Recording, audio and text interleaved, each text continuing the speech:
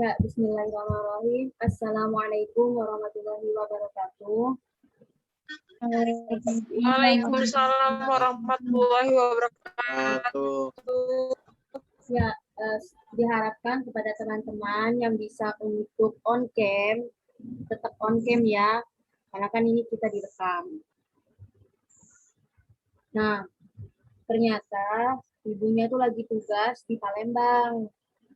Ibunya minta kita itu seperti biasanya, ada murotal, terus tugas dikumpulkan sampai jam 3 sore. Tugasnya apa? Tugasnya itu membuat pertanyaan, 2 pertanyaan. Nanti langsung diupload di portal. Nah, sekarang kan seperti biasa, waktunya untuk membaca Al-Quran. Jadi yang baca Al-Quran untuk hari ini Anissa Aulia dari ayat 40 sampai 50 surat Ar-Rahman. Ica, saya persilahkan. Iya, Nak. Sudah kedengeran belum suaranya, Nak?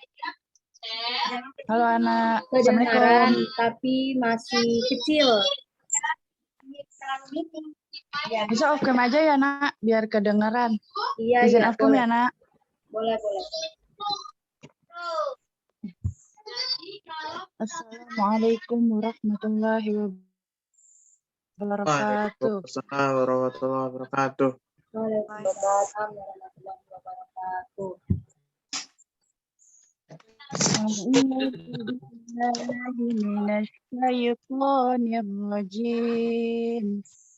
Bismillahirrahmanirrahim. Fabi'ayyi ala'i rabbikuma tukadziban. Yu'raful mujrimuna bisimahum fayuqalu bin nawasi wal aqdam. Fabi'ayyi ala'i rabbikuma tukadziban. Hadhihi jahannamul lati yukadzibu bihal mujrimun. Yatufuna bainaha wa baina hamimin ulan. Fabi'ayyi ala'i rabbikuma tukadziban. Waliman khafa maqama rabbihi jannatan. Fabi'ayyi ala'i rabbikuma tukadziban. Zawata afnan. Fabi'ayyi ala'i rabbikuma tukadziban. Fihima 'ainani tajriyan. Shadaqallahul azim. Assalamualaikum warahmatullahi wabarakatuh. Waalaikumsalam warahmatullahi wabarakatuh. Terima kasih kepada saudari Anissa Aulia. Semoga yang membaca dan yang mendengar mendapatkan syafaat dari Allah Subhanahu wa taala. Amin amin ya rabbal alamin. Nah, lalu selanjutnya kita bisa melanjutkan sesi diskusi kelompok 3 yang mana akan dibawakan oleh Muhammad Alfian Hazami, terus Nur Komalasari dan Hika Sapitri. Kepada kelompok 3, saya persilahkan.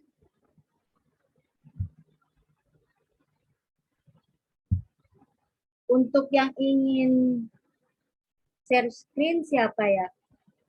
Apa semuanya saya jadi co-host?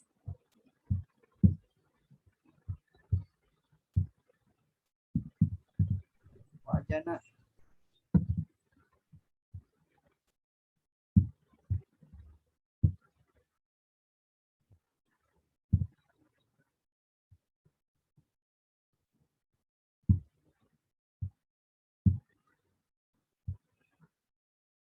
Pian udah jadi co-host ya. Presentasi pertama saya tunjuk Pian aja deh.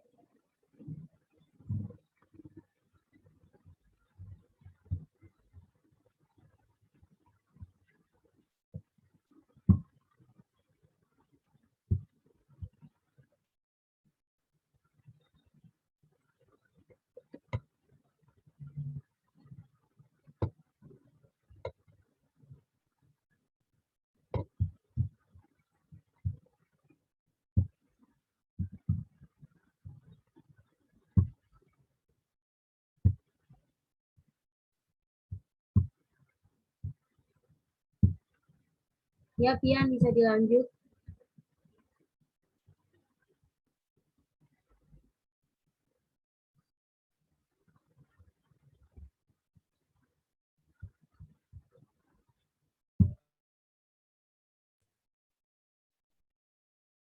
Baik, saya akan memulai.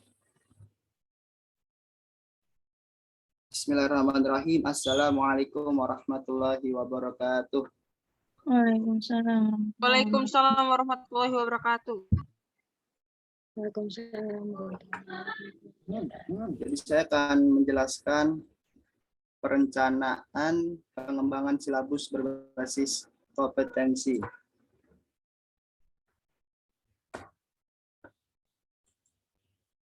Pengertian silabus. Silabus adalah rencana pembelajaran pada suatu kelompok mata pelajaran dengan tema tertentu yang mencangkup standar kompetensi, kompetensi dasar, materi pembelajaran, indikator, penilaian, alokasi waktu, dan sumber belajar yang dikembangkan oleh setiap satuan pendidikan. Dalam KTSP, silabus merupakan penjabaran standar kompetensi dan kompetensi dasar ke dalam materi pembelajaran, kegiatan pembelajaran, dan indikator pencapaian kompetensi untuk penilaian hasil belajar. Dengan memperhatikan hakikat silabus di atas, suatu silabus minimal membuat 6 komponen utama. Komponen utamanya yaitu yang pertama adalah standar kompetensi, selanjutnya kompetensi dasar, selanjutnya indikator, materi standar, proses atau, dan yang terakhir adalah standar penilaian.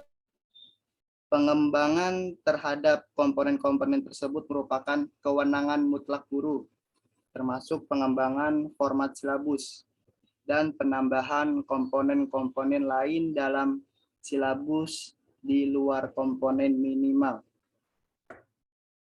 Nah, selanjutnya manfaat dari silabus.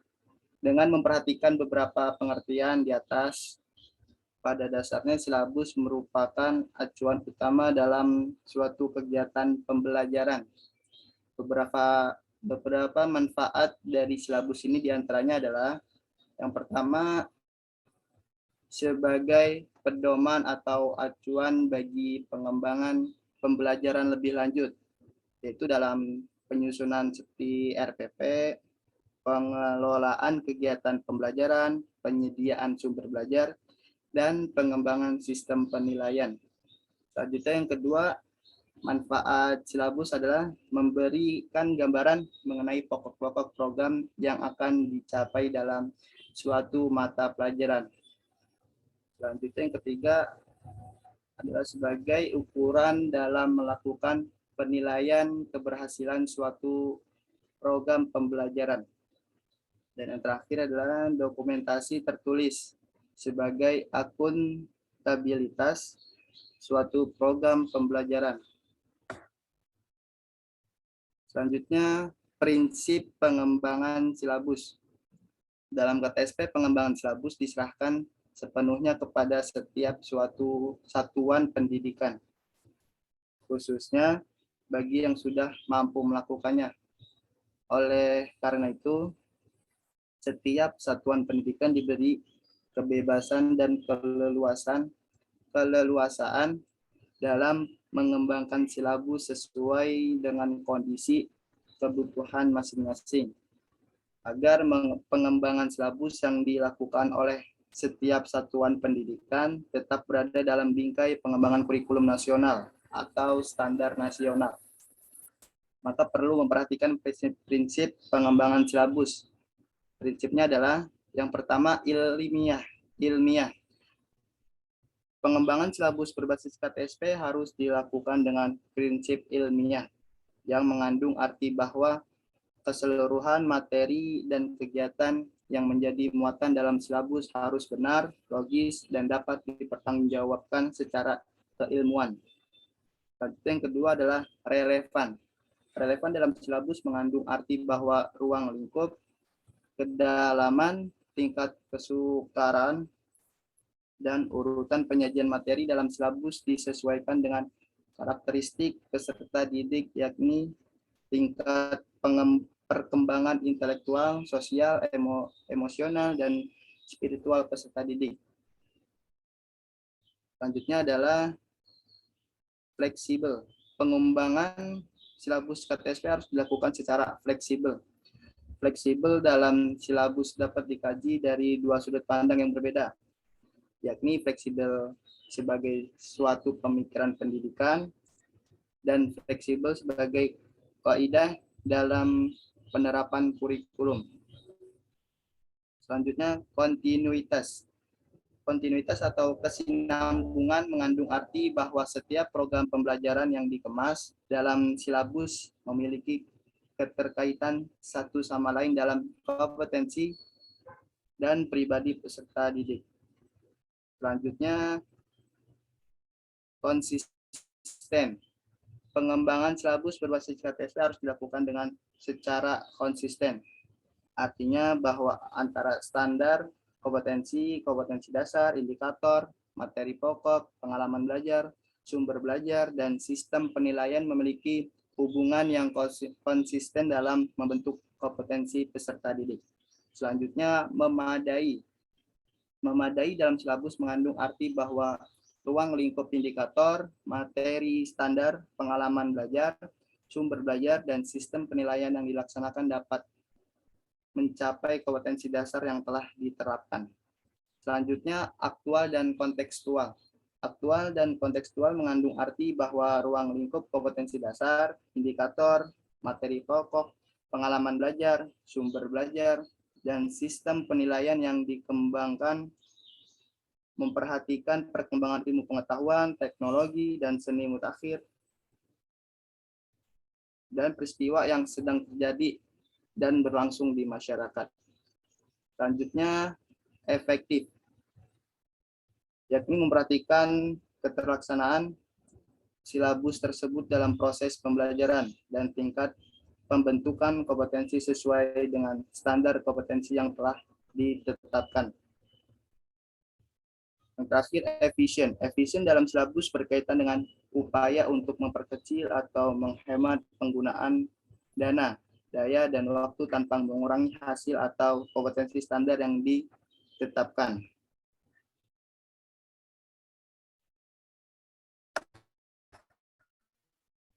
Selanjutnya, yang pertama ada mengisi identitas. Identitas terdiri dari nama sekolah, kelas atau semester, mata pelajaran, dan standar kompetensi. Identitas silabus ditulis di atas matriks silabus. Dan selanjutnya yang kedua, menuliskan standar kompetensi. Standar kompetensi adalah kualifikasi kemampuan peserta didik yang menggambarkan penguasaan pengetahuan, sikap, dan keterampilan yang diharapkan dicapai pada mata pelajaran tertentu. Standar kompetensi diambil dari standar isi atau standar kompetensi dan kompetensi dasar mata pelajaran. Sebelum menuliskan standar kompetensi, penyusun terlebih dahulu mengkaji standar isi mata pelajaran dengan memperhatikan hal-hal berikut. Yakni adalah yang pertama, urutan berdasarkan hierarki konsep disiplin ilmu dan SK dan KD.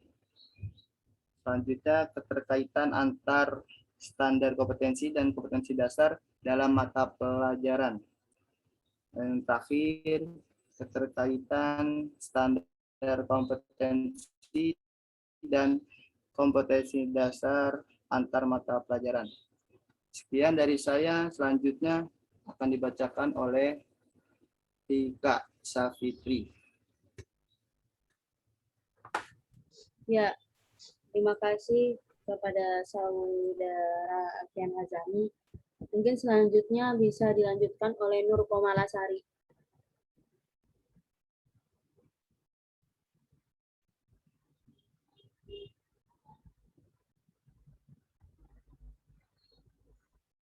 Mohon maaf, Anak.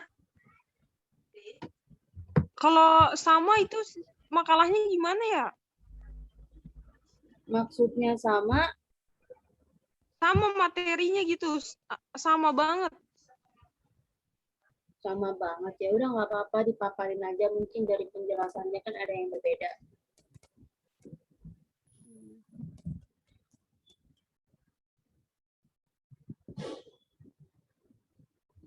Ya, dilanjut Nurkomala Sari. Bisa share screen-nya nggak?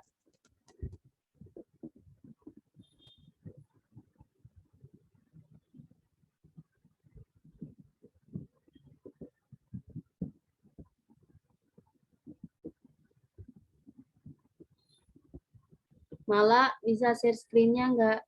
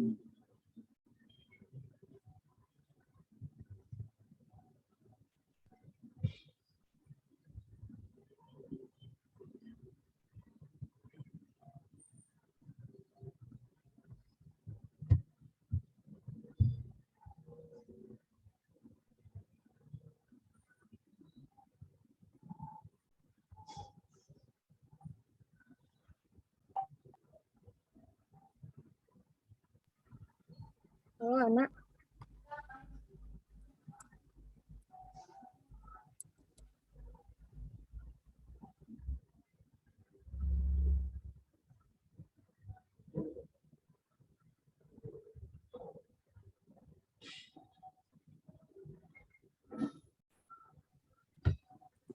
Bismillahirrahmanirrahim. Saya akan mempresentasikan makalah yang berjudul Perencanaan Pengembangan Silabus Berbasis Kompetensis.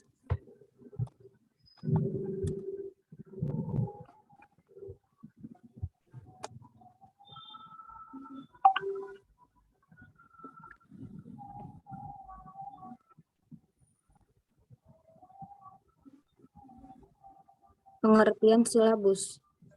Menurut para ahli, silabus adalah garis besar ringkasan ikhtisar atau pokok-pokok isi materi pembelajaran. Menurut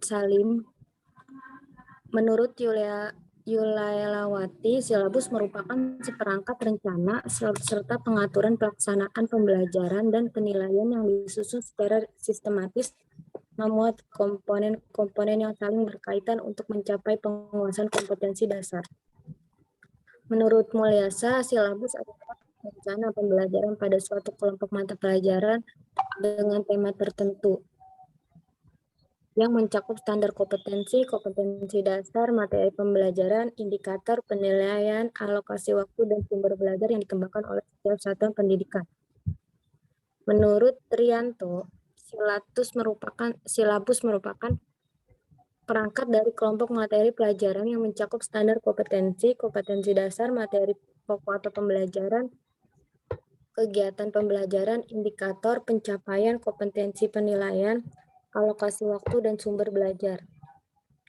Dari beberapa definisi di atas dapat disimpulkan bahwa silabus adalah seperangkat rencana yang berisi garis besar atau pokok-pokok pembelajaran yang mencakup standar kompetensi dasar, materi pembelajaran, indikator, penilaian, alokasi waktu, dan sumber belajar yang dikembangkan oleh setiap satuan pendidikan. Manfaat silabus. Silabus bermanfaat sebagai pedoman pengembangan perangkat pembelajaran lebih lanjut, mulai dari perencanaan, pengelolaan kegiatan pembelajaran, dan pengembangan penilaian. Kedua, silabus bermanfaat sebagai pedoman dalam pengembangan pembelajaran lebih lanjut, seperti pembuatan rencana pembelajaran, pengelolaan kegiatan, dan pengembangan sistem penilaian. Silabus merupakan sumber pokok dalam penyusunan rencana pembelajaran. Silabus juga bermanfaat sebagai pedoman untuk merencanakan pengelolaan kegiatan pembelajaran. Misalnya kegiatan belajar secara klasikal, kelompok kecil, atau pembelajaran secara individual. Demikian pula silabus sangat bermanfaat untuk pengembangan sistem penilaian. Prinsip pengembangan silabus. 1. Ilmiah, keseluruhan materi dan kegiatan yang menjadi muatan dalam silabus harus benar dan dapat dipertanggungjawabkan secara keilmuan.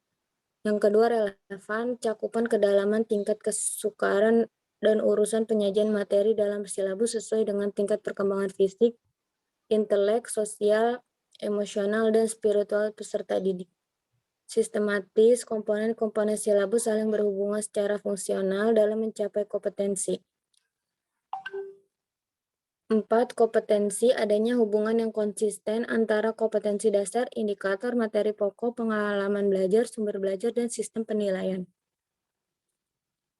5. Kecukupan, cakupan indikator, materi pokok, pengalaman belajar, sumber belajar, dan sistem penilaian cukup untuk menunjang pencapaian kompetensi dasar. 6. Aktual dan konseptual, cakupan indikator materi pokok, pengalaman belajar, sumber belajar, dan sistem penilaian memperlihatkan perkembangan ilmu.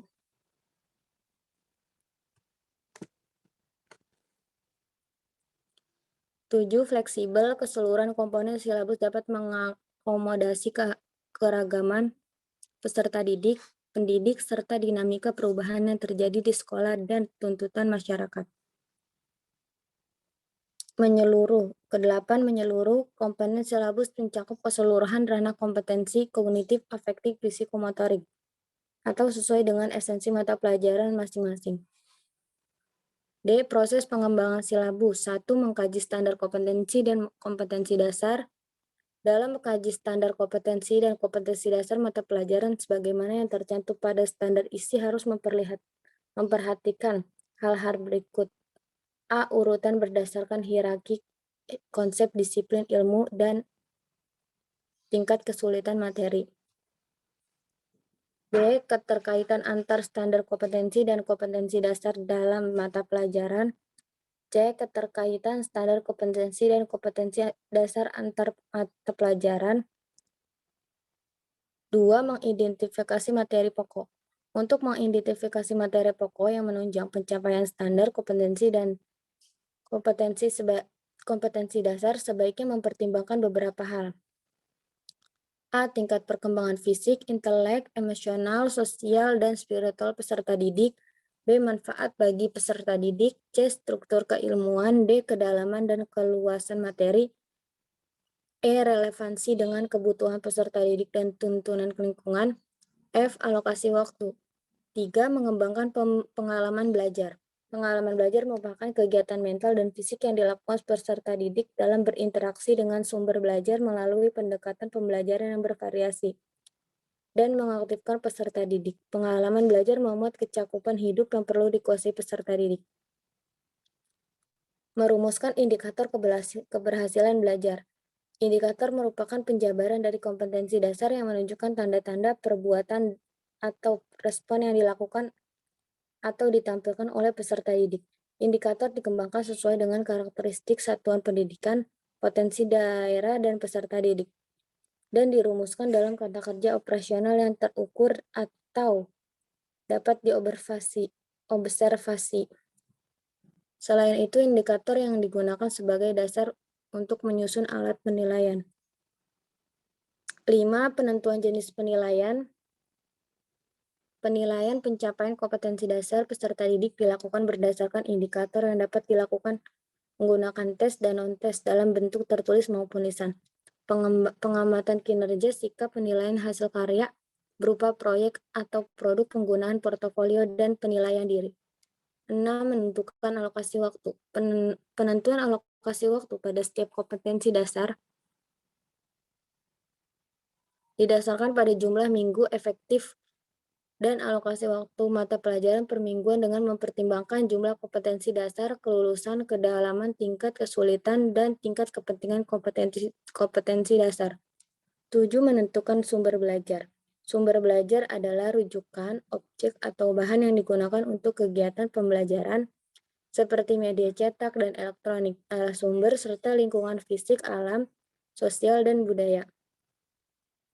Dalam penentuan sumber belajar harus didasarkan pada standar kompetensi dasar serta materi pokok, kegiatan pembelajaran, dan indikator pencapaian kompetensi.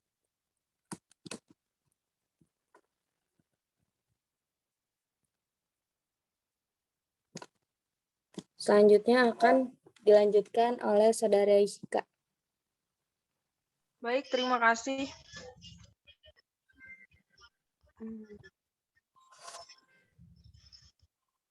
Ana tolong share screen, Nak. Ana.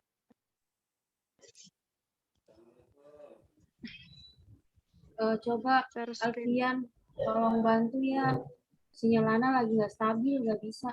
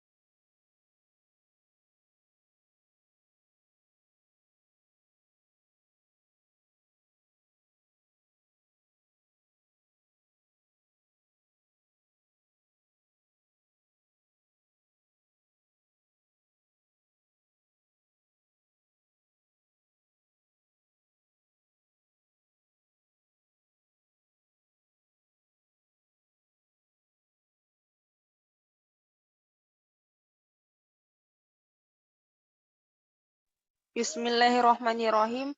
Saya akan mempresentasikan makalah yang berjudul Perencanaan Pengembangan Silabus Berbasis Kompetensi.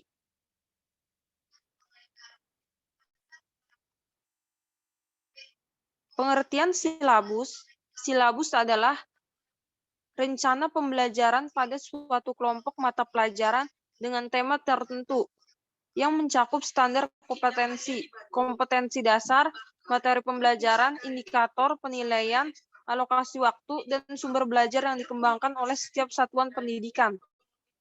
Dengan memperhatikan hakikat silabus di atas, suatu silabus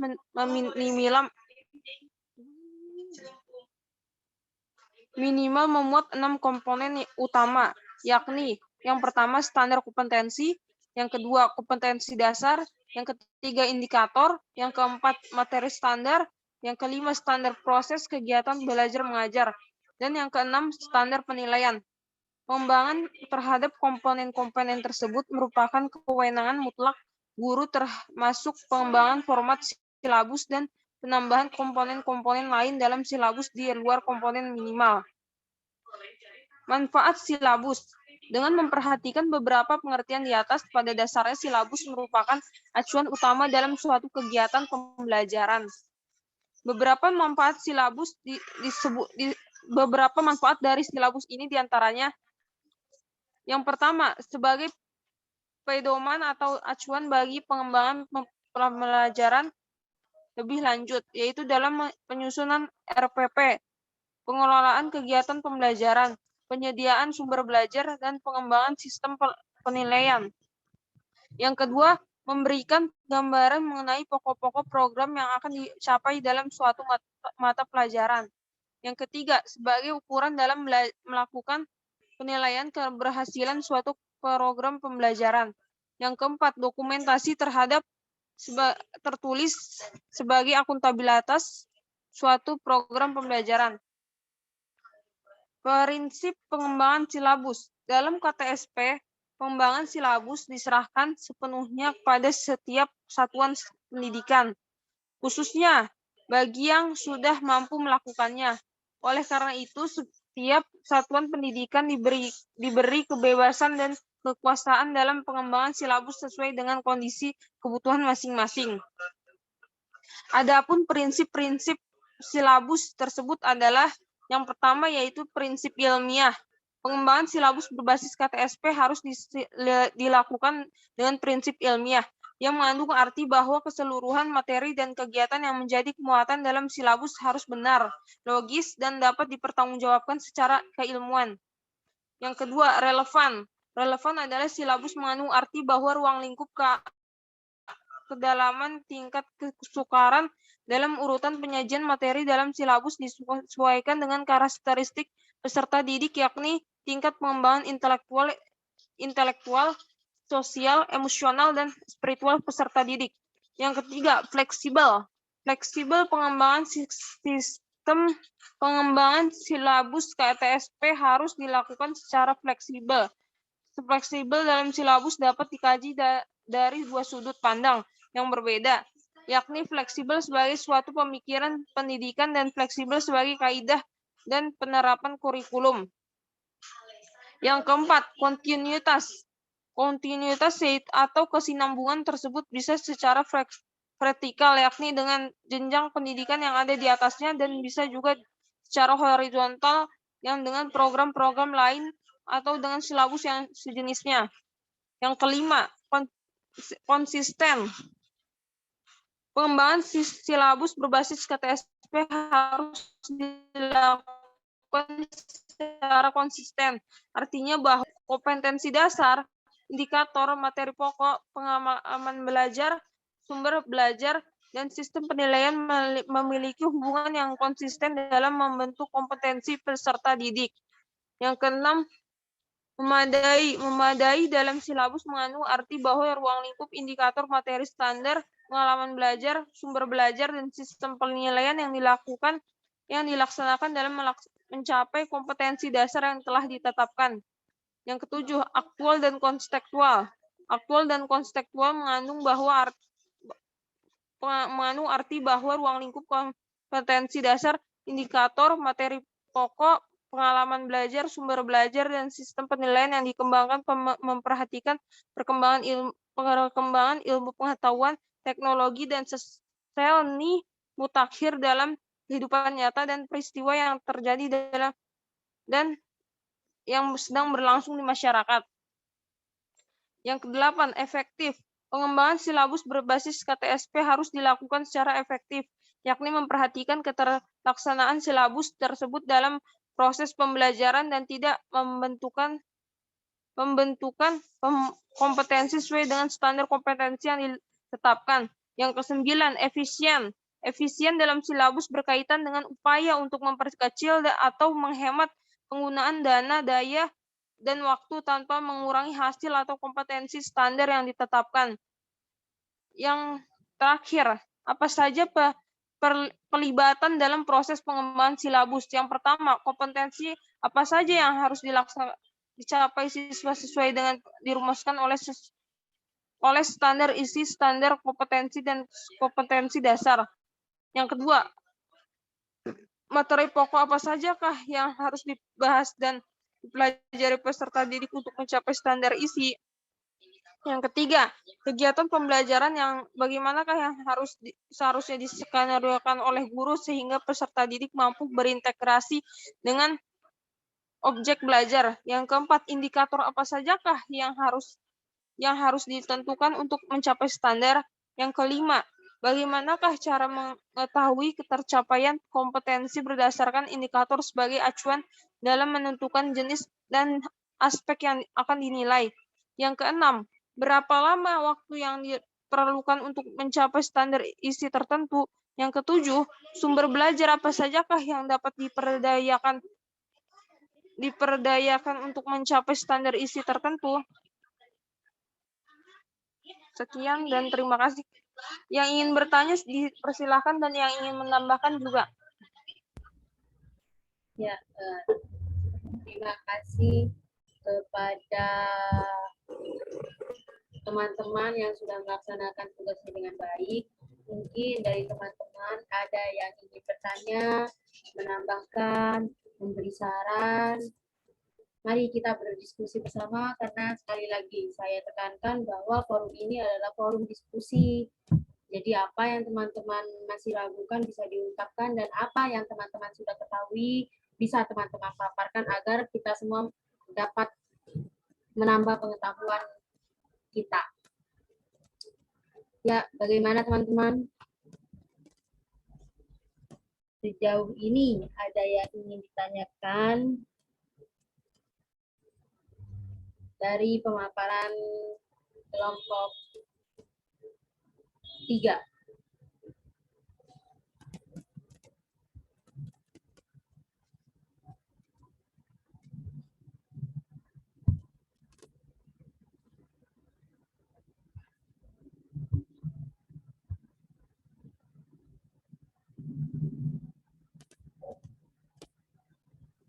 Mohon izin bertanya. Ya, silakan. Saudari Ami. Baik, terima kasih Saudari Ana. Di sini saya ingin menanyakan kepada ketiga pemakalah ya. Di sini kan makalahnya menjelaskan tentang silabus. Yang ingin saya tanyakan adalah bisakah pemakalah paparkan masing-masing pendapat pemakalah tentang perbedaan antara silabus dan RPP, karena yang selama ini kita tahu tuh RPP, yang selama ini dari kemarin dibahas sama ibunya RPP dan sekarang ada silabus. Bila dari pengertiannya sepertinya nggak jauh beda sama RPP gitu. Mungkin ketiga pemakalah bisa menyampaikan pendapatnya masing-masing. Apa sih perbedaan antara silabus dan RPP? Terima kasih. Baik, terima kasih Ami. Saya akan menjawabnya.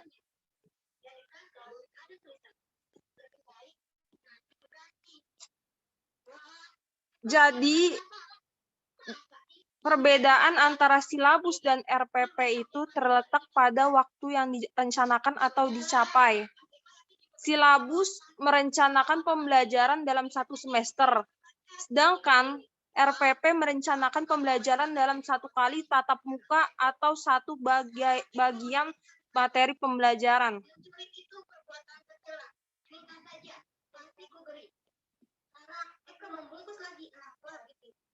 Mungkin dari pemakalah lain ada yang ingin berpendapat.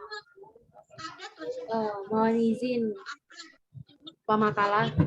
Jadi maksudnya itu sepemahaman saya yang saya tangkap ya, kalau silabus itu untuk 1 semester full, tapi kalau RPP itu untuk setiap harinya, seperti itu, atau setiap minggunya. Iya, setiap kali tatap muka. Kayaknya. Boleh menanggapi nggak? Ya, boleh Saudari Shalina. Mengenai silabus itu RPP itu perlu atau enggak sih ketika kita melakukan pembelajaran? Kan kita udah ada silabus tuh. Apakah RPP itu perlu dan ya itu apa perbedaan? Ya mungkin tadi kan udah disebutin gitu. Nah, itu misalnya kita sudah mengajar gitu, apakah RPP itu harus ada atau bagaimana? Jadi maksudnya gini ya, Sir. Kalau udah ada silabus, kenapa masih ada RPP gitu ya, Sir? RPP itu pentingnya apa? Kira-kira gitu. Malah saya juga pengen nanya itu tadi. Soalnya kan masih bingung juga, soalnya kan untuk komponen-komponennya itu apakah sama juga dalam pembuatannya? Itu kan pengertiannya juga udah kayak hampir-hampir sama gitu juga gitu.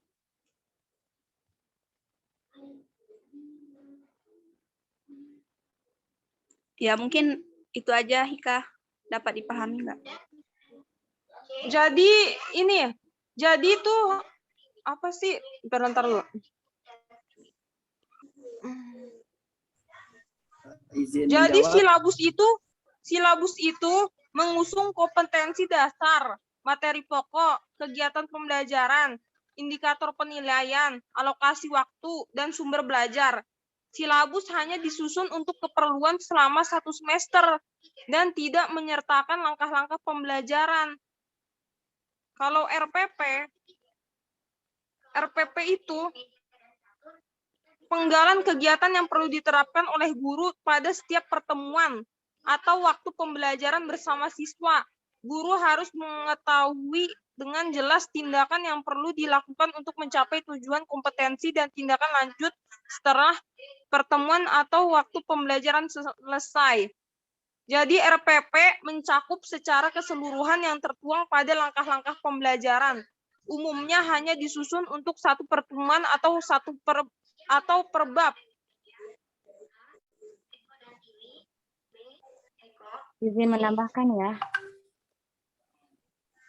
Jadi kalau RPP itu dikembangkan dari silabus untuk mengarahkan kegiatan pembelajaran peserta didik dalam upaya mencapai kompetensi dasar. Jadi dari RPP itu dikembangin lagi supaya kegiatannya ini berjalan dengan lancar. Nah, iya. Seperti itu. Lebih rinci lagi menggunakan RPP. Kalau silabus kan hanya materinya saja. Seperti itu, Saudara Ami, Shirley. Jadi dalam itu maksudnya jadi ya kita kan udah tahu pengertiannya gitu. Jadi itu berarti setiap kita melakukan pembelajaran itu berarti setiap guru tuh harus memegang RPP-nya gitu. Atau kalau dia nggak punya, dia kan masih ada silabusnya gitu. Bagaimana? Harus buat berarti itu gurunya.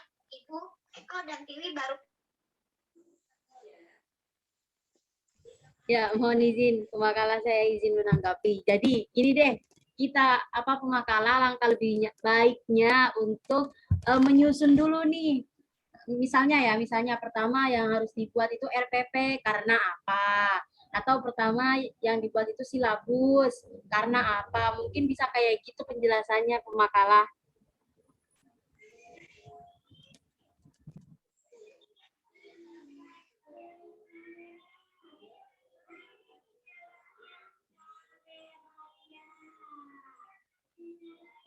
Izin pemakalah, boleh minta contoh silabus sama RPP nggak? Gimana perbedaannya? Terima kasih.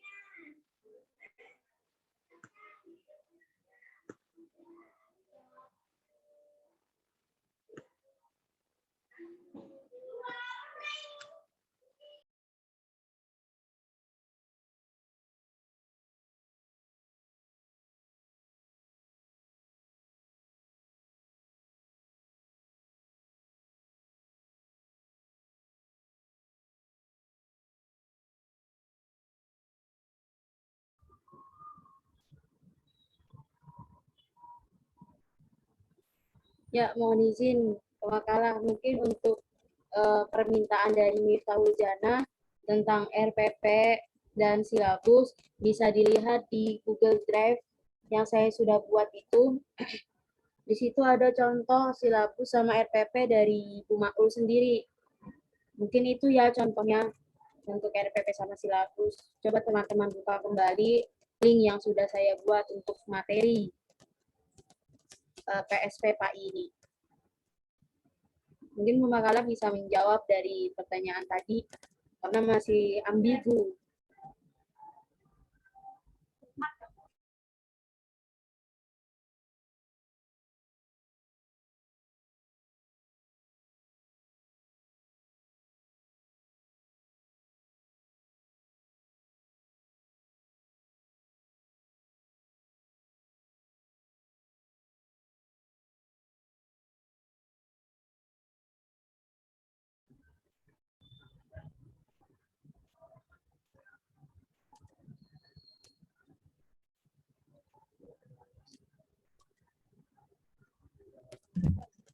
Mungkin teman-teman yang lain ada yang bisa membantu pertanyaan dari Siti Hamidah dan Sherlina Januarsi. Di sini kita forum diskusi ya, jadi siapa aja yang tahu bisa berpendapat. Dan jika memang pendapatnya kurang tepat kan besok bisa dibenarkan oleh ibunya.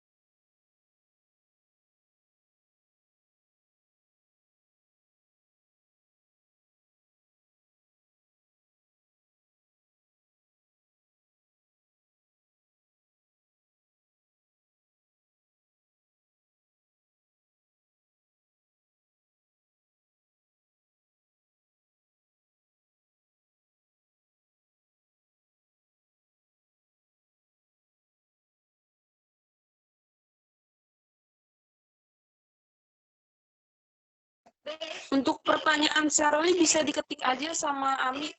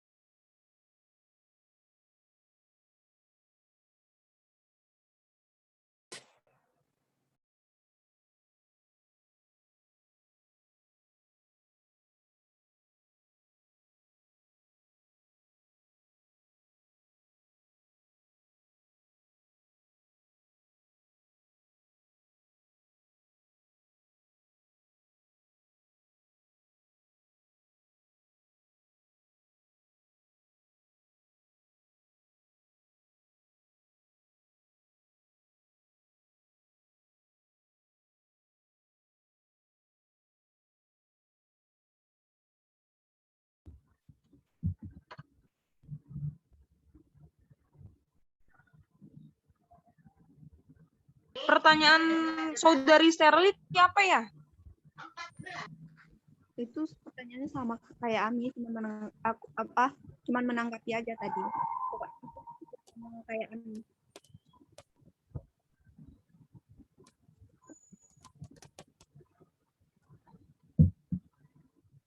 Kan tadi udah di juga.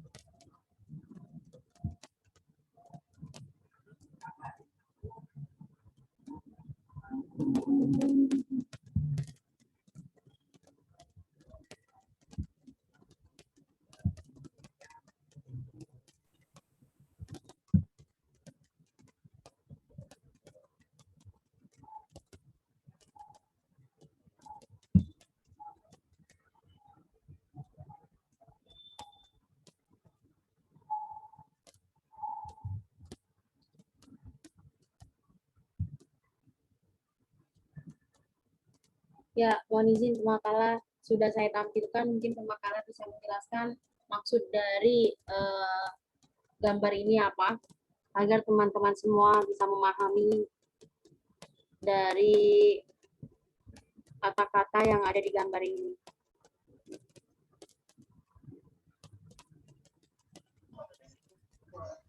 Nah, berarti di sini tuh perbedaannya terletak pada tujuan penyusunannya saja. Sedangkan silabus itu keperluannya untuk 1 semester.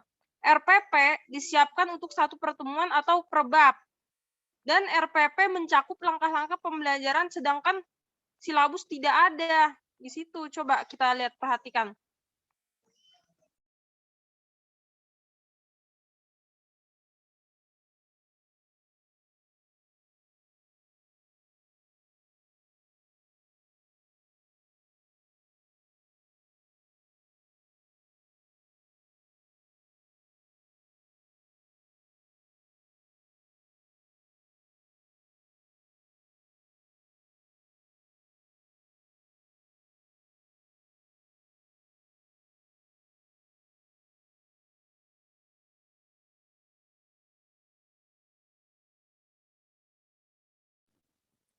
Ya baik, jadi kalau di RPP ini yang akan kita lakukan di kelas itu nanti akan seperti apa gitu. Apa nih yang langkah-langkah awalnya itu lebih rinci daripada silabus. Kayak di RPP itu kan ada kegiatan pendahuluan, kegiatan inti, kegiatan penutup. Terus juga kan ada waktunya berapa menit nih. Misalnya kita mau menjelaskan kayak pengertian berapa menit gitu. Sudah ditentukan waktunya secara rinci. Mungkin teman-teman bisa lihat perbedaan silabus dan RPP.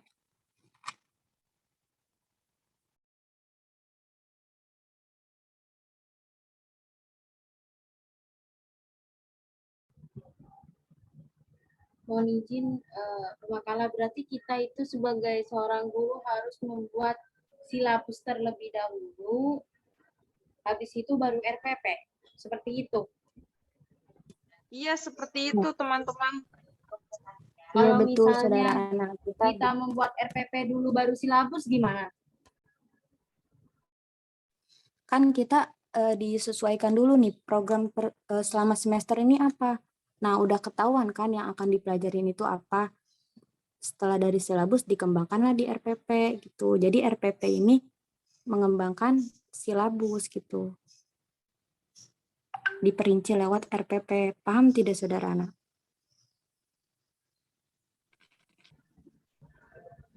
Izin berarti yang harus disusun terlebih dahulu itu silabus ya? Iya, betul. Per semesternya Jadi, dulu, jangka panjang dulu. Jadi kan RPP itu mencakup langkah-langkah pembelajaran. Kalau silabus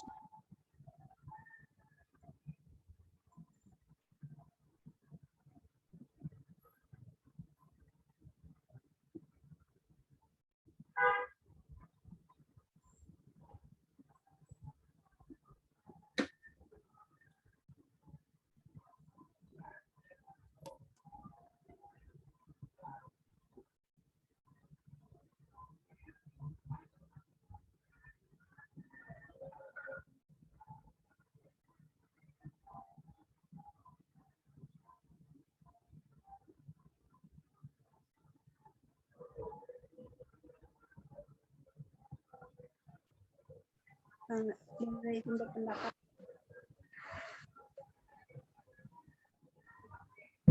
Halo.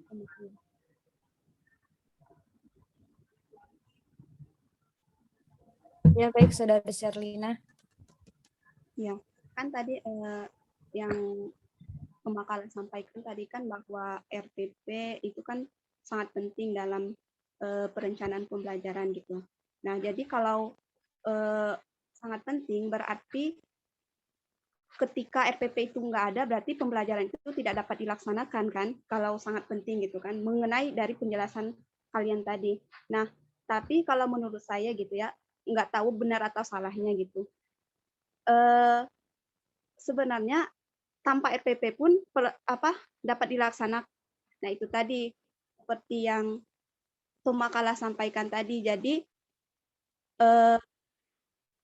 ketika RPP itu ada akan memudahkan kita dalam melakukan proses pembelajaran. Tapi sebenarnya tanpa RPP pun ketika guru itu tidak membuat RPP itu dapat juga berjalan kalau menurut saya ya. Karena ya itu tadi, karena pelaksanaan pembelajaran yang yang baik atau yang dapat itu ya tentu guru itu dapat membuat RPP. Tapi kalau tidak ada RPP ya sebenarnya dapat saja terjadi gitu, karena pembelajaran itu kan kayak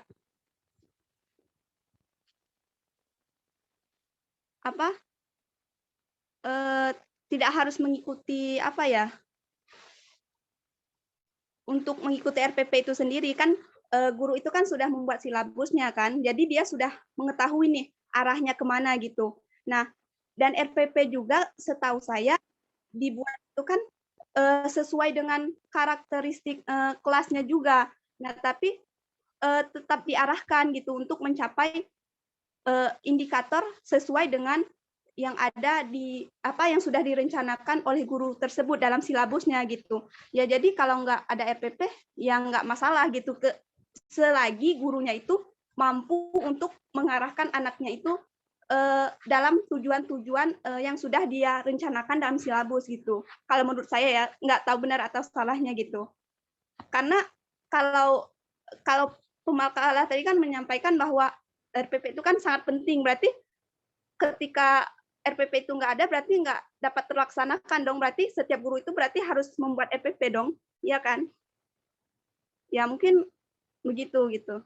Atau teman-teman memiliki pendapat lain gitu, atau bagaimana? Baik, Sherlina. Saya mohon tanggapi.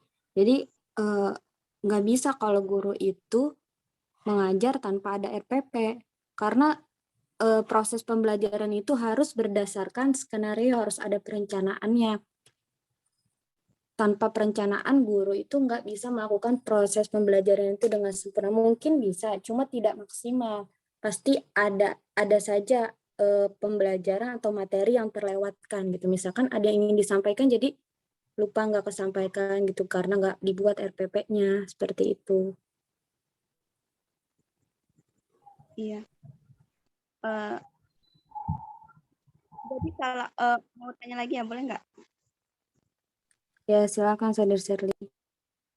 Jadi kan kata kalian tadi RPP-nya itu setiap tatap muka itu maksudnya per materi setiap apa mata pelajarannya, atau ketika dalam satu pelaksanaan pendidikan itu dalam apa ya, kayak satu waktu gitu, atau bagaimana gitu?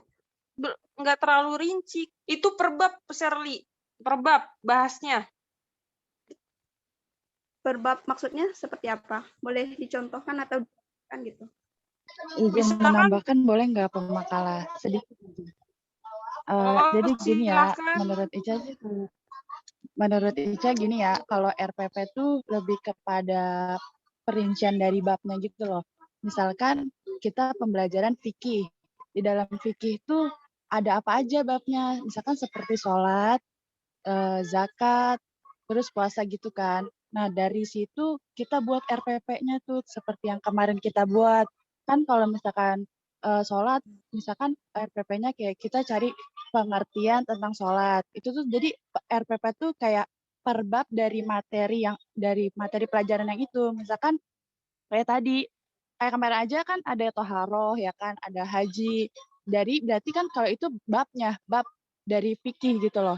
Jadi kalau menurut Ica, RPP tuh lebih kepada bab per pelajarannya itu loh. Paham nggak teman-teman? Sedangkan silabus itu lebih kepada kayak perincian dalam satu semester itu. Perincian dalam satu semester itu guru mau mengajarkan apa, nanti dibuatnya di silabus. Sedangkan RPP itu lebih kepada rujukan pembelajarannya gitu. Apa bisa dipahami teman-teman? Sedikit yang menambahkan. Ya, terima kasih Saudara Ica. Mungkin Shirley mau menanggapi lagi. Ya, sudah cukup. Terima kasih atas penjelasannya.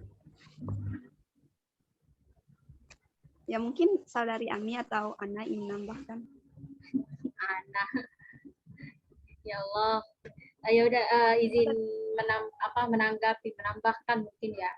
Jadi gini, kita tuh harus memahami dulu tuh kalau dari pertanyaan yang pertama dari Sherlina itu kita harus mengetahui dulu fungsinya RPP itu apa. Nah, fungsi RPP itu apa? Ya untuk mempermudah seorang guru. Karena kan tidak bisa dipungkiri, guru itu kan kadang, ya guru itu memang dituntut untuk sempurna, tapi pada kenyataannya kan dalam diri manusia itu pasti ada kekurangan. Gunanya RPP itu untuk mengingatkan guru itu tersebut. Sebenarnya kemarin tuh kita hampir menyelesaikan pembuatan RPP yang tugas minggu kemarin dari ibunya. Mungkin teman-teman masih ingat. Di situ kan ada 2 JPL. Nah, memang pendidikan agama Islam itu 2 JPL dalam satu pertemuan. Misalnya dalam satu minggu itu terdapat di hari Senin. Nah, itu 2 JPL jatuhnya. Bab apa aja yang mau dibahas? Ya itu yang kemarin teman-teman buat. Misalnya zakat. Pertama, membahas pengertian zakat, berapa menit alokasi waktunya. Nah, itu yang disebut dengan RPP. Dan ketika seorang guru tidak memiliki RPP, bisa berjalan atau tidak? Bisa berjalan. Tapi kan di sini kan kita ada tujuan pembelajarannya kan. Nah, itu bisa dicapai apa enggak tuh sama peserta didiknya. Karena pendidikan itu, apa seorang guru itu harus penuh dengan perencanaan. Seperti itu sih. Lebih singkatnya ya jawabannya. Soalnya dari tadi tuh teman-teman kayak gimana ya, bolak-balik aja gitu. Jadi boleh, tapi kita harus memikirkan tujuan pembelajarannya itu sudah tercapai atau belum. Karena kalau nggak ada RPP terus gimana kita mau evaluasinya? Nah, seperti itu. Mungkin lebih rincinya sih seperti itu.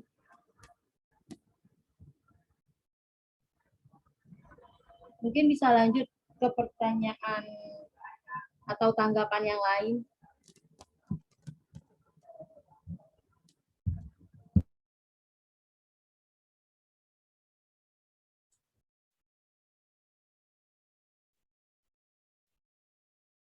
Izin menambahkan, mengapa rencana pelaksanaan pembelajaran ini wajib disusun atau RPP ini wajib disusun.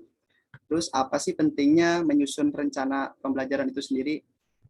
Nah, yang pertama, pembelajaran lebih sistematis. Adanya RPP ini bisa mengarahkan guru agar merancang sebuah metode pembelajaran yang disenangi siswa. Nah, selanjutnya, memudahkan analisis keberhasilan belajar siswa. RPP yang sudah disusun oleh guru tentunya memiliki butir penilaian yang akan diberikan kepada siswa. Butir penilaian dalam RPP tersebut jika sudah diterapkan ke siswa dan ke guru bisa melihat nilai yang didapat mereka. Nah, selanjutnya memudahkan penyampaian materi. Dalam hal penyampaian materi, guru sangat dibantu dengan adanya RPP yang telah dibuat. Ini dikarenakan guru bisa memprediksi dalam sebuah materi itu bisa diselesaikan dalam beberapa kali tatap muka. 1 kali, 2 kali, atau bahkan lebih dari itu. Jika ada ketidaksesuaian jumlah tatap muka dalam penyampaian materi di RPP dengan yang ada di kelas, maka guru bisa mencari tahu sekiranya di poin mana penyampaian materi tersebut berjalan kurang efektif. Selanjutnya, pengatur pola pembelajaran. Beberapa materi yang diajarkan tidak semuanya bisa diselesaikan dalam 1 kali tatap muka. Ada kalanya guru memerlukan beberapa kali tatap muka untuk menuntaskan satu bahasan materi. Nah, dengan adanya RPP ini, guru bisa merancang pola penyampaian materi, baru di tatap muka yang kedua membahas hal yang lebih detail dari materi tersebut. Yang terakhir, jadi menghemat waktu dan tenaga. Alasan yang kelima ini pastinya bisa menghemat waktu dan tenaga dari guru. Guru tidak perlu bingung memikirkan model, metode, dan sumber belajar yang sekiranya nanti akan digunakan oleh siswa. Pastinya dengan adanya RPP ini yang sudah dibuat, guru bisa menentukan apa-apa saja yang dibutuhkan dalam penyampaian materi ajarnya.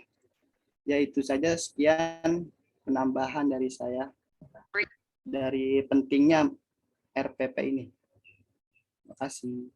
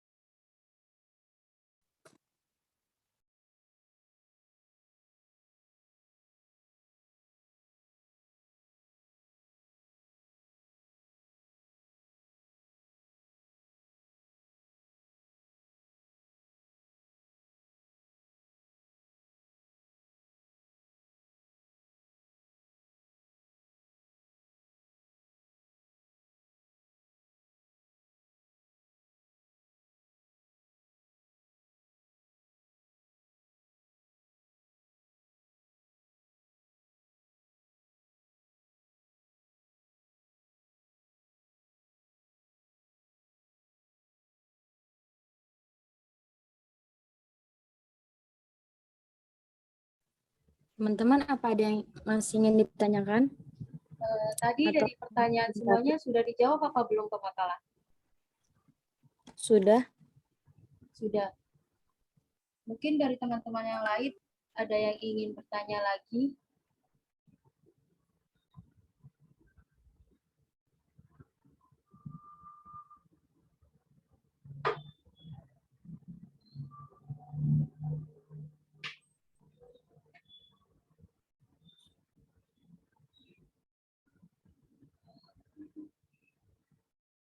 Ya, mungkin saya sendiri izin bertanya ke Makala.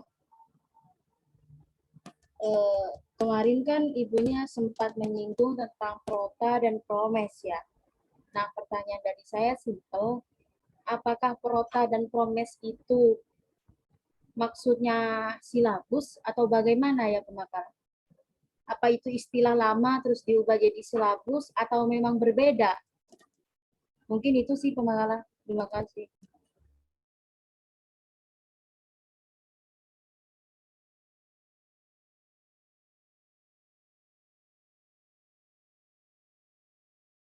Ya. Prota dan promes ya. Iya, betul sekali Pemakala. Jadi Prota dan Promes itu merupakan bagian dari administrasi pembelajaran yang menjadi dasar untuk susunan administrasi. Tujuan pembuatan Promes sebagai gambaran bagaimana kegiatan belajar dilakukan selama 1 semester ke depan.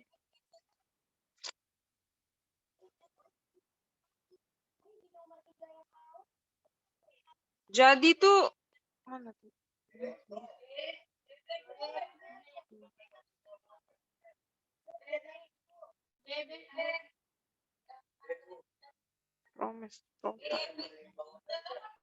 Fungsinya itu ada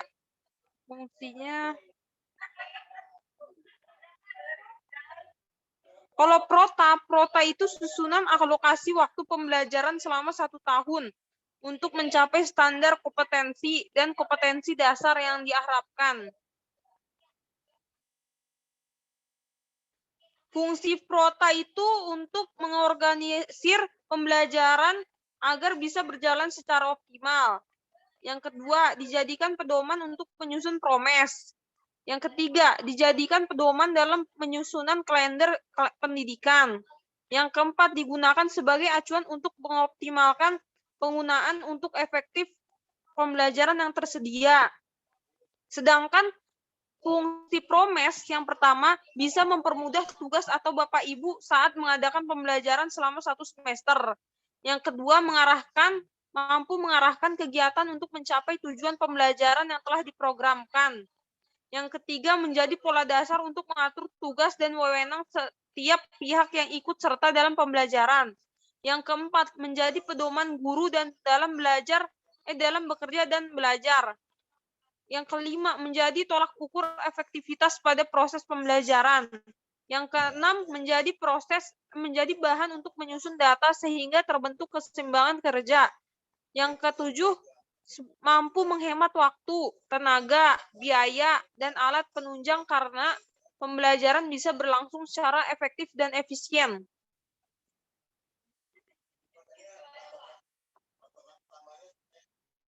Sekian dan terima kasih. Kalau ada yang mau menambahkan, silakan.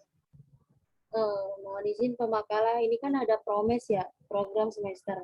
Nah, ini maksudnya apa nih? Mungkin bisa dijelaskan pemakalah dari angka 442 apa ini?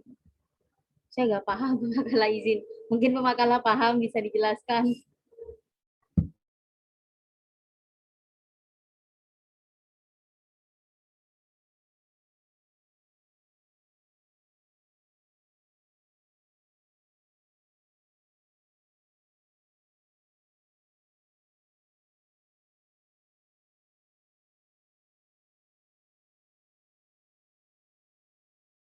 Mungkin nanti bisa dijelaskan oleh ibunya minggu depan. Kayaknya itu ini deh, Nak, pertemuan nggak sih? Itu kan Januari 1 sampai 5 berarti 5 minggu. Berarti di minggu pertama novel itu ada 4 kali pertemuan gitu kali. Nomor 2, minggu kedua itu ada 4 kali pertemuan. Mungkin ya.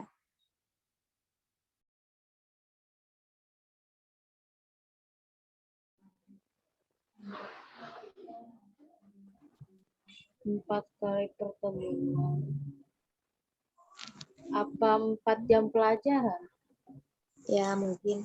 Pokoknya setahu saya bedanya Promes sama silabus itu, kalau silabus itu cuma membahas tentang materi pelajarannya kayak tadi.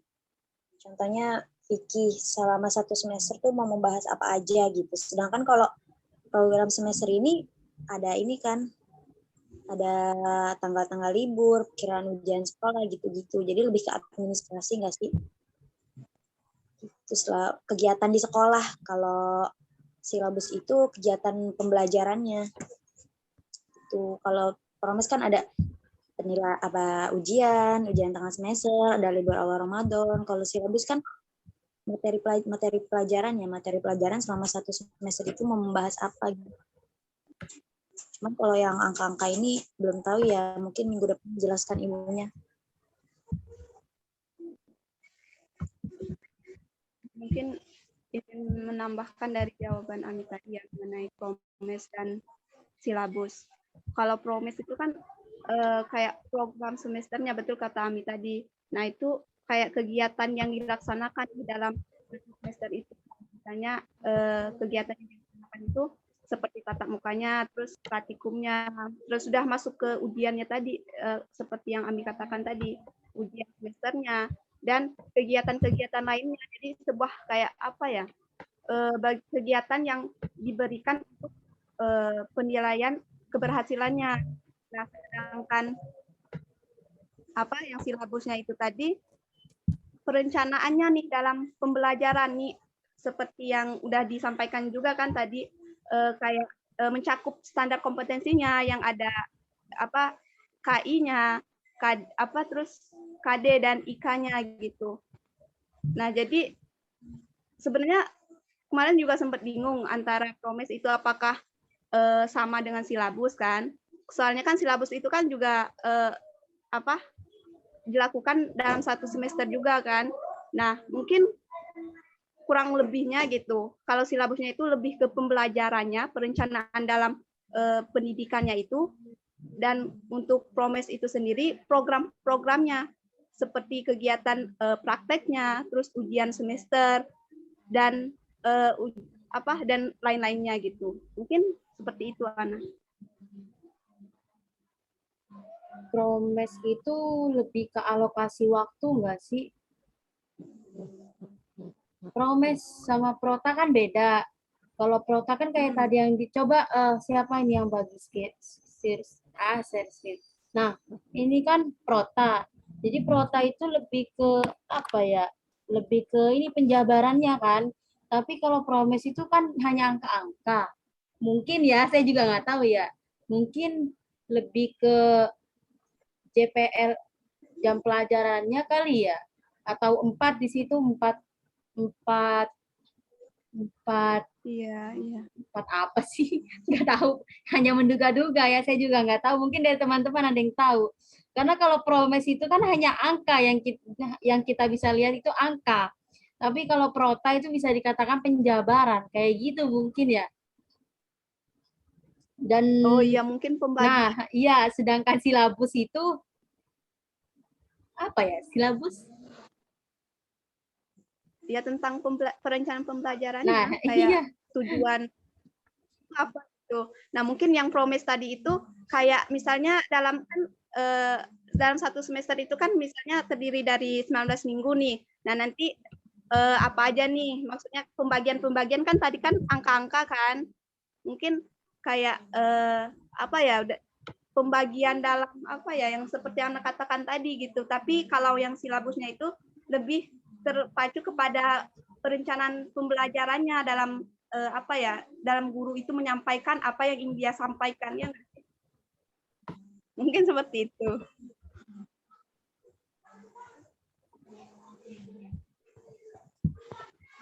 Ya, baik Makalah. Karena kita masih sama-sama bingung dan belum ada yang meluruskan, mungkin bisa di-keep untuk minggu depan dijelaskan oleh ibunya langsung. Mungkin dari teman-teman yang lain ada yang ingin bertanya kembali, dipersilahkan.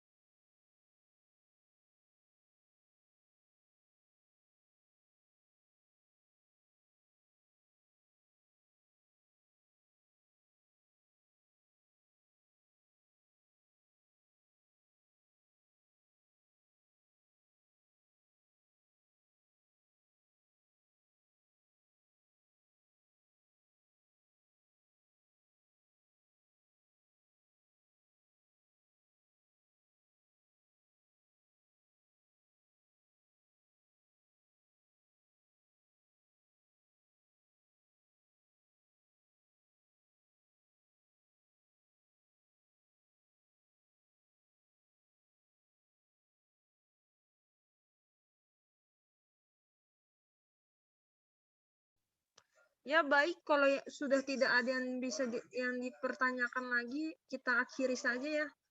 Apa bagaimana? Ana?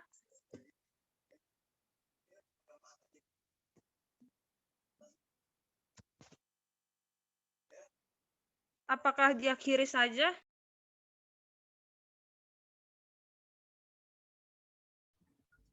Sebentar ya, masalah. Mungkin kita beri waktu kepada teman-teman 5 menit. Jika memang tidak ada, bisa diakhiri.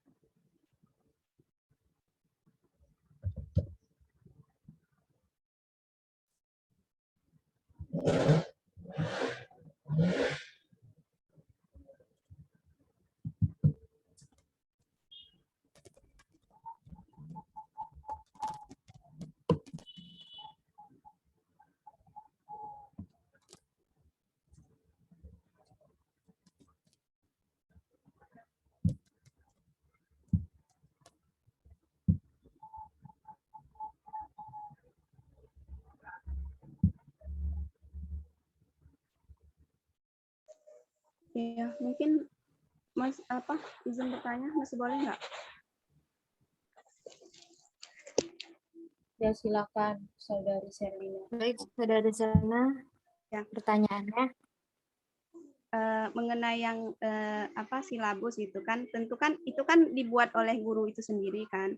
Nah, dalam merencanakan tersebut itu kan dalam satu semester ya nggak mudah gitu. Pasti ketika kita merencanakan pasti ada yang harus kita evaluasi nih, apakah sesuai atau enggak gitu. Nah, ketika silabusnya sudah selesai gitu. Nah, ketika di pertengahan, nah silabusnya itu ada kayak yang tidak sesuai lah dengan perencanaan pembelajarannya. Nah, apakah dalam pembuatan silabus itu apakah bisa dirubah ataukah ketika dia sudah selesai gitu, ya kita harus mengacu pada itu, nggak bisa dirubah lagi gitu. Bagaimana? Dapat dipahami nggak pertanyaannya? Itu dapat atau bagaimana?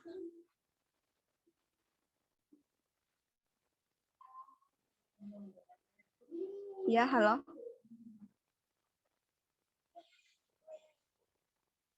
Suara saya terdengar? Terdengar, Shirley. Terdengar. Oke. Paham ya pertanyaannya?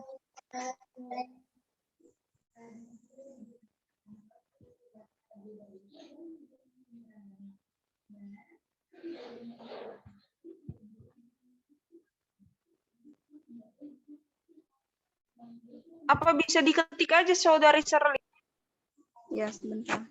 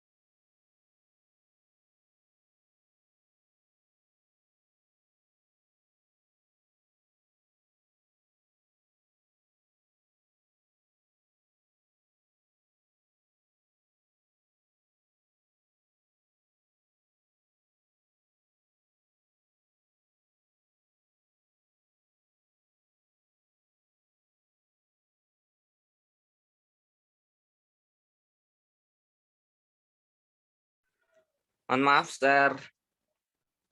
Jadi intinya gini ya, untuk apa sih silabus atau RPP dan lainnya ketika emang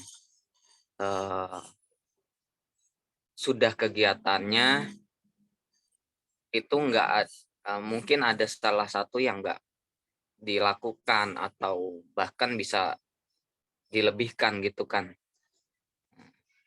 Enggak, apakah Jadi bagaimana untuk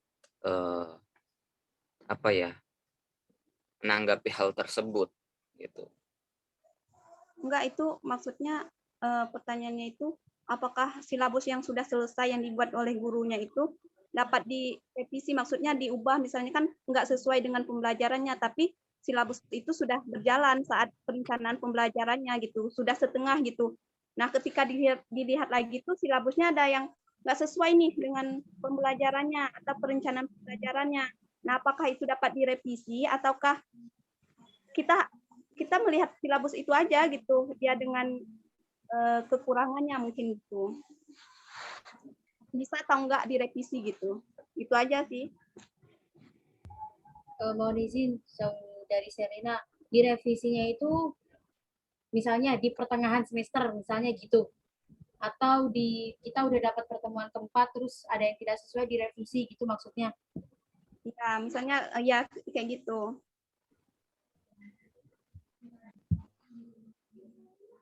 Dapat direvisi atau enggak gitu.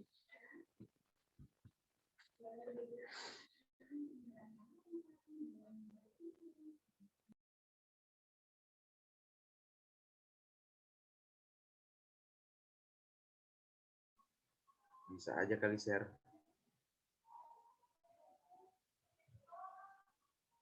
Iya, Wahyu ingin menanggapi ya. Ditanggapin nih. Silahkan Wahyu. Monggo Yai. Matur suwun, Gus. Gusti Pangeran nungguin tuh. Gusti Pangeran, siapa itu Gusti Pangeran? Nggak tahu, ntar kusuk lagi, udah jangan.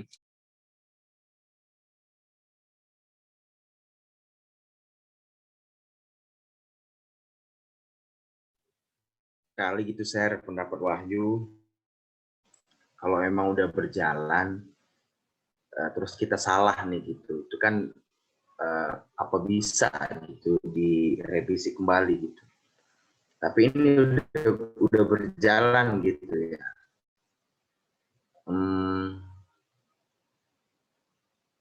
Kalau pendapat saya sih mungkin bisa, cuman kalau salah begini berarti Sherly mengulang dari awal gitu. Maksudnya mungkin setengah pembelajaran udah dilaksanakan sampaikan ke murid tapi salah. Berarti ngulang lagi dong dari awal. Mungkin begitu kali revisinya kali. Kali begitu ya.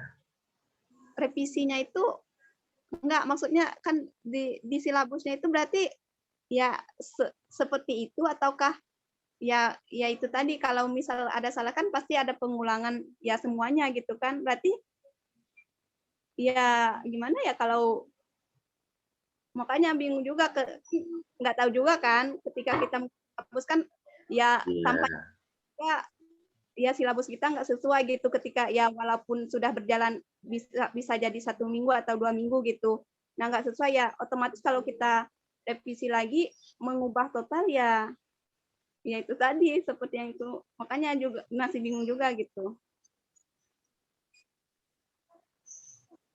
Iya begitu, makanya yang apa-apa tuh kudu di silabusnya atau bagaimana?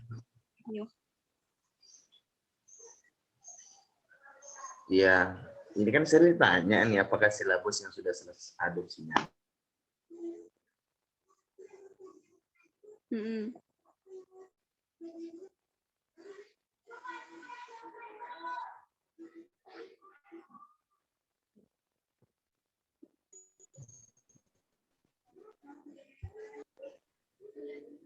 Mohon izin, saya ingin menambahkan, boleh? Ya, silakan Ana. Jadi kalau menurut saya ya, nggak tahu nih kalau menurut Wahyu. Kalau menurut saya, ketika ada yang tidak sesuai dalam hal apapun dalam silabus, itu tiba-tiba kita menemukan di pertengahan semester misalnya.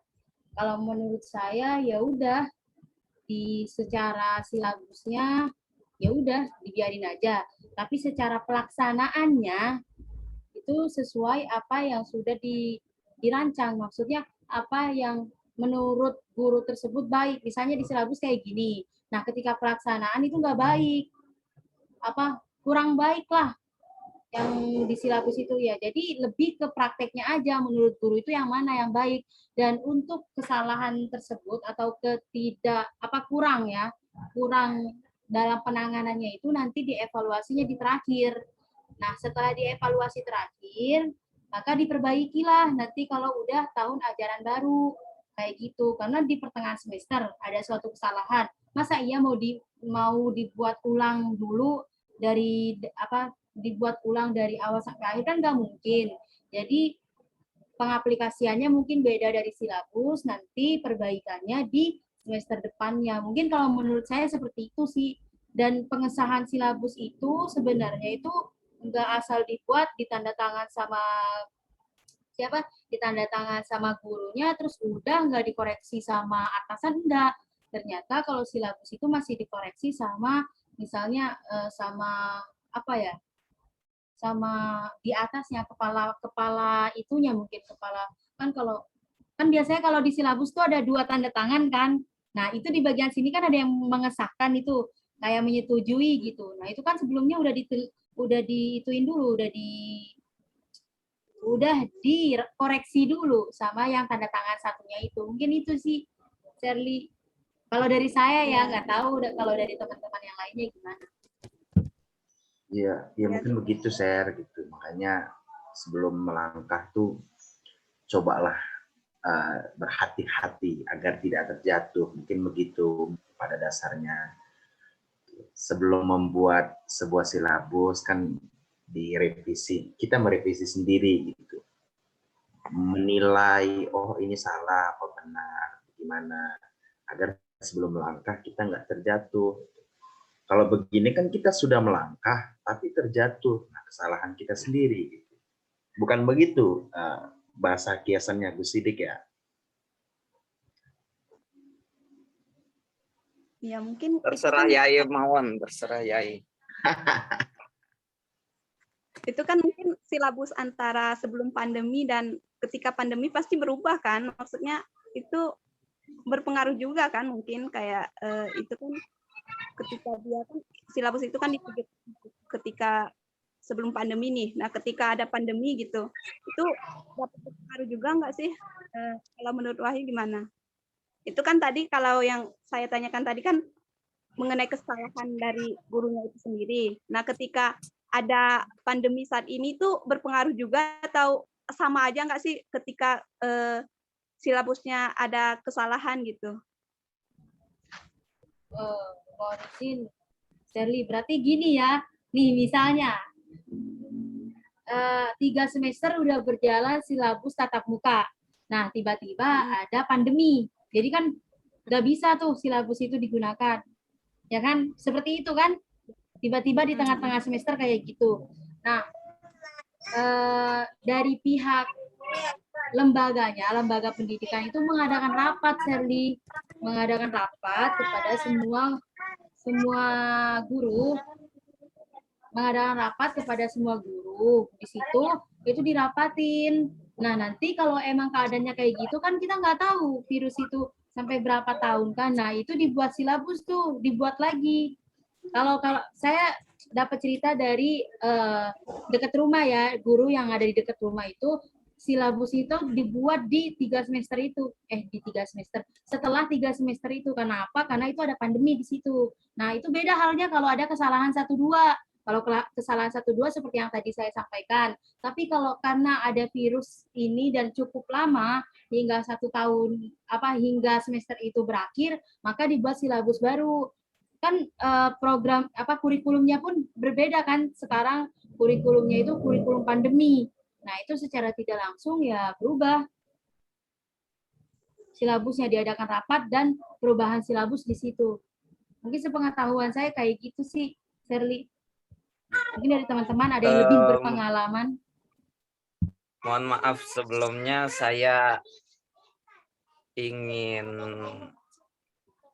menanggapi perihal kesimpulan yang saya kumpulkan sendiri dari sebuah pernyataan Shirley.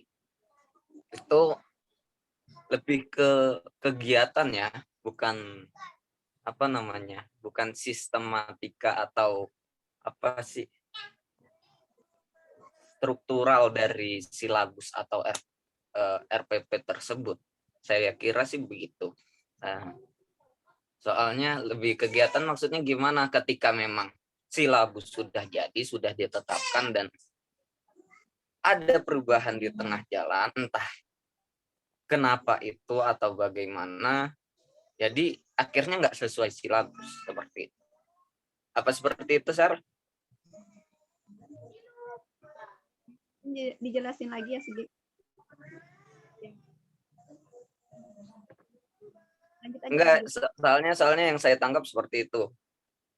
Takutnya saya keliru aja. Lebih ke kegiatan atau apa ya? Maksudnya kan ketika emang silabus sudah jadi dan kita yang melakukan hal-hal yang terdapat dalam silabus atau RPP, tetapi terdapat kegiatan yang sudah tercantumkan itu tidak terlaksana. Apakah kita harus merevisinya kembali atau bagaimana? Kan seperti itu kan tadi. Iya, iya. Jadi untuk saya kira seperti ini. Silabus, RPP, kurikulum itu kan ya sudah kesepakatan masing-masing, dalam artian ya entah masing-masing sekolah atau masing-masing negara atau masing-masing guru, ketika memang tidak sesuai, saya rasa bisa, dalam artian bisa ditambahkan atau bisa dikurangkan dalam hal yang tidak harus ditulis, dalam artian nggak harus merevisi kembali RPP tersebut, nggak harus merevisi kembali silabus tersebut gitu. Yang terpenting mungkin di kesalahan hari ini atau pertemuan kali ini yang tidak terdapat dalam RPP atau silabus atau bahkan kurikulum, kita bisa mengevaluasinya untuk minggu depan, pertemuan ke depan.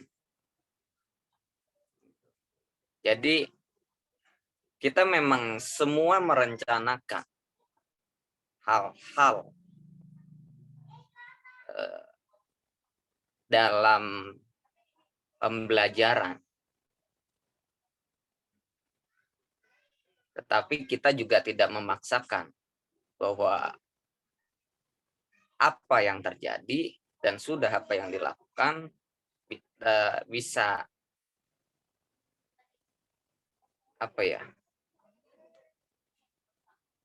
dikembalikan kembali agar tidak seperti itu, dalam artian memutar waktu kembali. Jadi untuk silabus RPP ketika memang tidak sesuai, itu menjadi bahan evaluasi kita untuk pertemuan berikutnya. Dan jika pun ada tambahan, itu malah lebih bagus. kita mempunyai catatan juga, evaluasi juga. Apakah kira-kira pertemuan besok ditambahkan seperti ini lagi atau bagaimana gitu.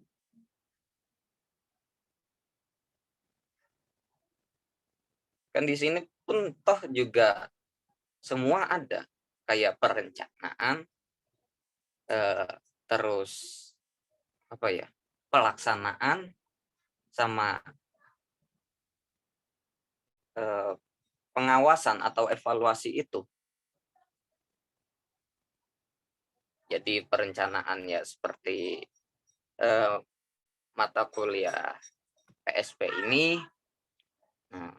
pelaksanaan kita mengambil mata kuliah di metode dan pengawasan evaluasi kita mengambil dari evaluasi dan tes. Seperti itu kurang lebih.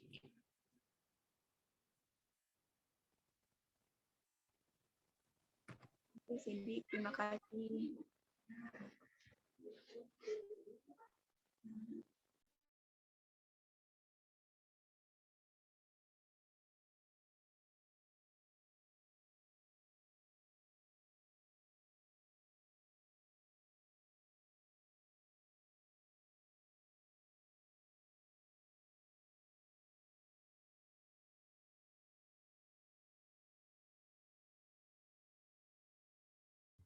Ya, mungkin dari teman-teman ada yang ingin bertanya atau ingin berpendapat lain.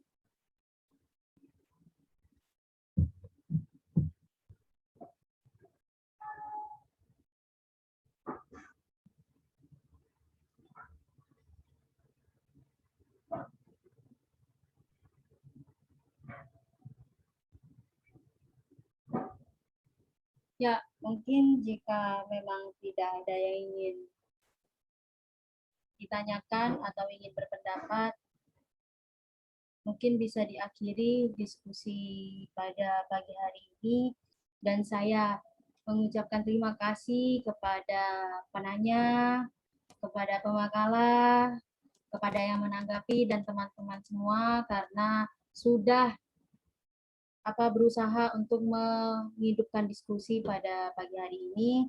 Dan saya ingin mengingatkan kembali karena Bu Maul sedang ada tugas, sedang ada dinas luar, dan beliau juga menitipkan salam untuk teman-teman untuk mengerjakan soal, bukan mengerjakan soal ya, membuat 2 pertanyaan langsung di-upload di portal pertemuan ke-5, dan jam terakhirnya itu jam 3 sore atau 15.00 waktu Indonesia Barat. Saya sebagai PJ mohon maaf jika ada kesalahan, dan saya apresiasi kesemangat teman-teman semua. Dan salam yang terakhir dari Bu Maul.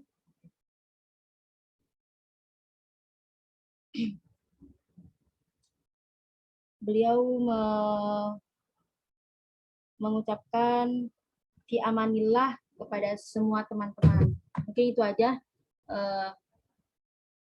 yang bisa saya sampaikan. Terima kasih kepada teman-teman dan bisa melanjutkan di mata kuliah selanjutnya. Jangan lupa dikerjain soalnya. Ya, saya tutup. Assalamualaikum warahmatullahi wabarakatuh. Waalaikumsalam warahmatullahi wabarakatuh. Terima kasih. Ya, sama-sama. Terima kasih. Ya, sama-sama.